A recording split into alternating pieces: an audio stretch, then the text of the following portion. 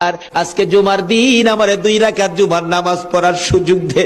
ও নবীর উম্মতেরা, নবীর আশিকেরা, হুসাইনের আশিকেরা গো, এই 2 রাকাত নামাজ জুমার নামাজ ছাইরো না, আমার নবীর শাফায়াত নসিব হবে না। রক্তে লাল হইয়া যদি হুসাইন 2 রাকাত জুমার নামাজ পড়তে পারে গো, আজকাল থেকে কথা দিতে হবে জীবনে কোনোদিন জুমার নামাজ ছাড়তে পারবা না।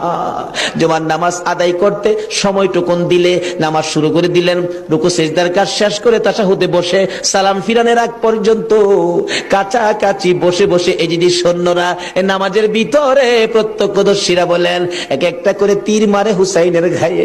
ডান দিক দিয়ে যদি তীরটা মারতো, বাম দিক দিয়ে বেরিয়ে যাইতো, সামনে দিয়া মারলে পিছন দিয়া বেরিয়ে যায়, এই কিসিমের তীর গো নামাজের ভিতরে বাহুতুরটা তীর লাগাইছে।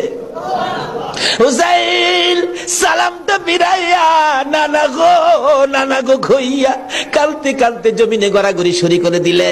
নিষ্ঠুর পাষাণ